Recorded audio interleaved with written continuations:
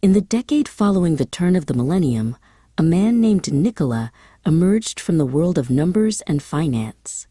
He was not a traditional orator of old-world myths, but a technician of the economy. Having served as a minister, he viewed the state as a machine that needed oiling.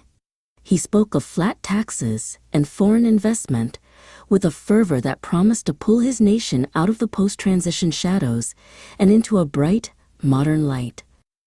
In 2006, the people's desire for change carried Nikola to the highest office of power. He promised a new beginning, a departure from the stagnation of the past.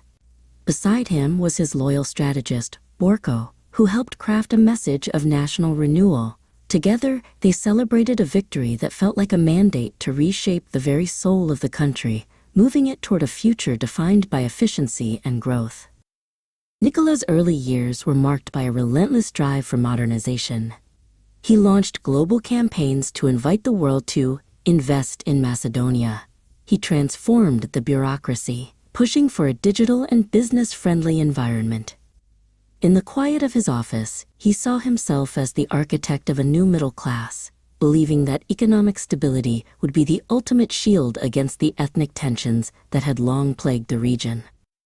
As the years passed, Nikola's vision grew more grand.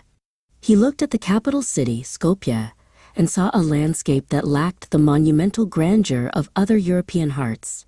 He and Victor began to plan Skopje 2014, a project that would cover the city in marble, bronze, and neoclassical facades. It was a quest to give the nation a tangible identity, anchoring its history in a way that no one could ignore. The centerpiece of this transformation was a massive bronze statue of a warrior on a horse, rising high above the central square. To Nikola, it was a symbol of pride and ancient heritage. However, to the neighboring world, it was a provocation that reignited old disputes over names and legacies. Nikola stood beneath the towering monument, unmoved by the diplomatic storms, convinced that a nation without a visible past could have no certain future. Power, once a tool for reform, slowly became a fortress. Nikola's administration grew increasingly centralized, and his influence reached into every corner of public life.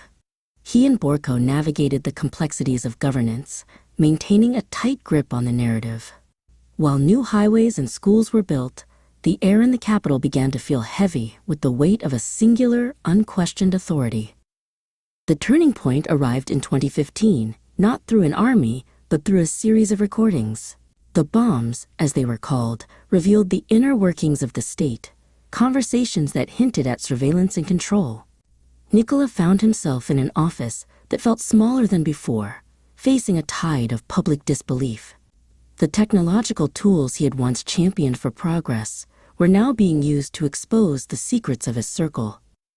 The streets of Skopje soon filled with a colorful revolution. Protesters splashed the new white marble buildings and statues with bright paints, a vivid rebellion against the grand project Nikola had built. From his balcony, Nikola watched the vibrant chaos with Borko.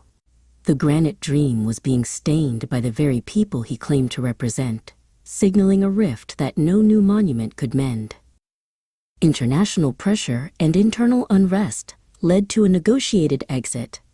In early 2016, Nikola signed the papers to resign as prime minister, paving the way for transition. He sat with Victor one last time in the halls of power, the atmosphere somber. He had arrived as a modernizer and left as a figure of deep controversy, his decade of dominance ending in a quiet room rather than a grand square.